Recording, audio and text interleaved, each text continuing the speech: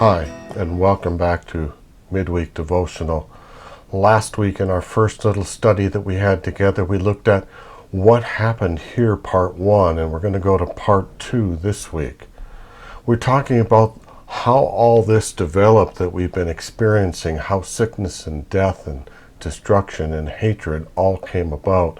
We've not looked at mankind at this point. We've focused on heaven, and today our study will also focus upon heaven.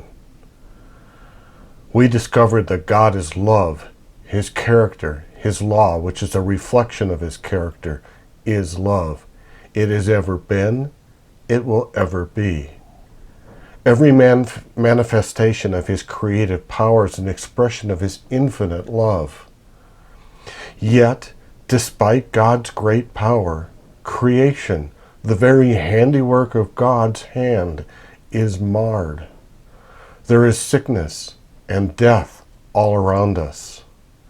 It is the result of a rebellion.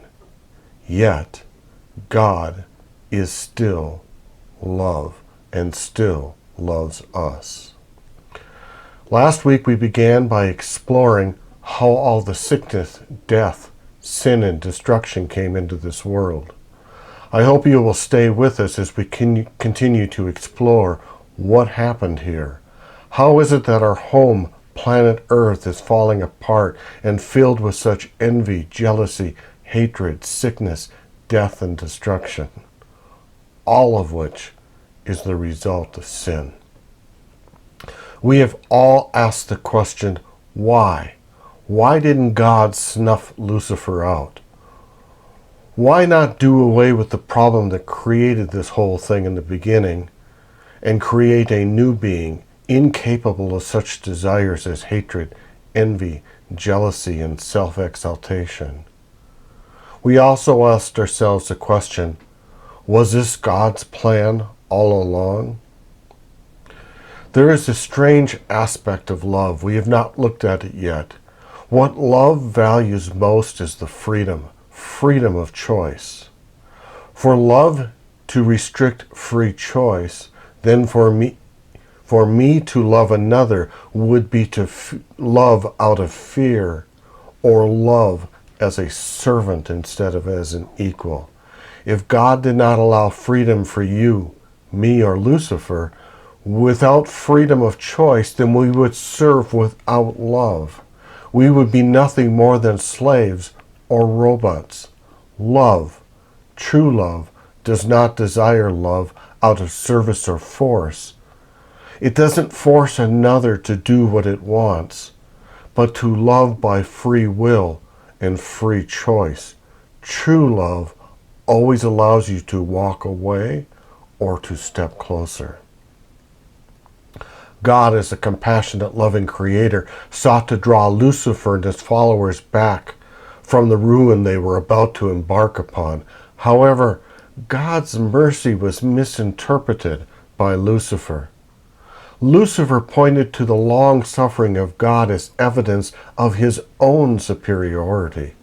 Lucifer mistook the mercy of God as an indication that God, the King of the universe, would yet agree to the terms and conditions Lucifer was setting forth.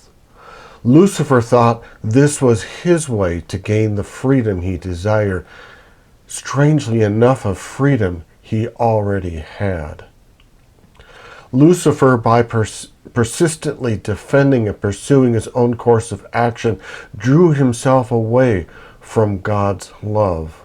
Lucifer, the light bearer, the sharer of God's glory, the attendant to his throne, by transgression became Satan, the adversary, the accuser of God and the holy beings. He became the destroyer of those whom heaven has committed to heaven's guidance and guardianship. The prophet Ezekiel describes Lucifer in this way: "You were the anointed cherub who covered. I established you. You were on the holy mount of God. You walked back and forth in the midst of the fiery stones. You were perfect in your ways from the days you were created till iniquity was found in you.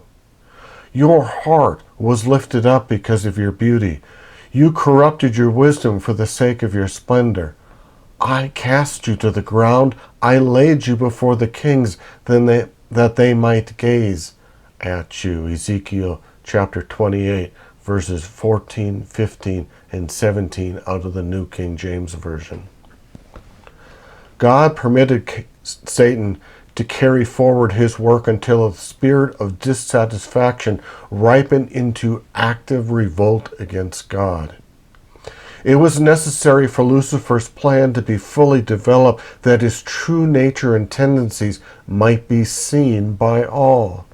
Lucifer, as the anointed cherub, has been highly exalted. He was much loved by the heavenly beings, and his influence on them was very strong.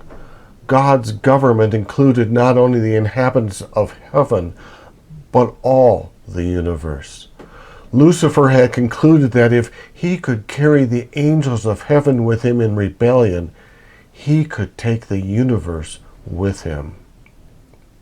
In defending himself, God only employed such measures as were consistent with his character, which is truth, love, mercy, justice, and righteousness.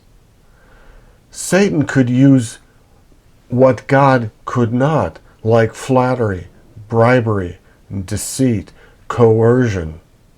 Satan had sought to falsify the word of God and had misrepresented his form of government, claiming that God was unjust by imposing laws upon the angels.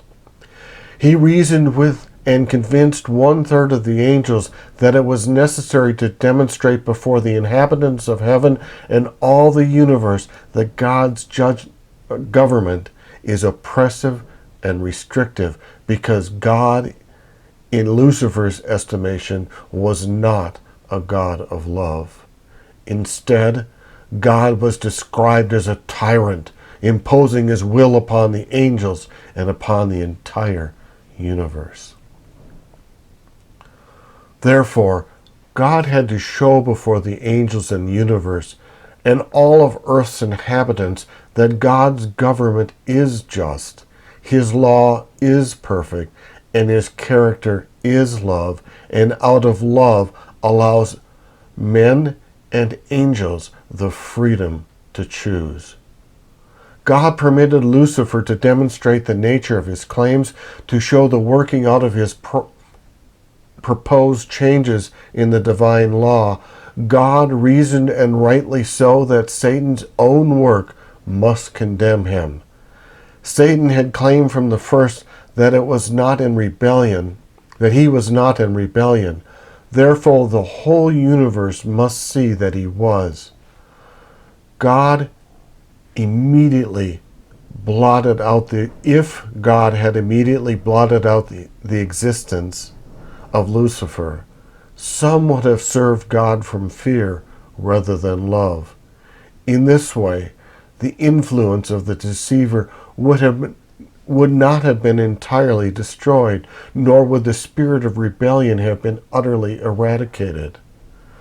The working out of Satan's rule, its effect upon both men and angels, would show what must be the fruit of setting aside God's divine authority.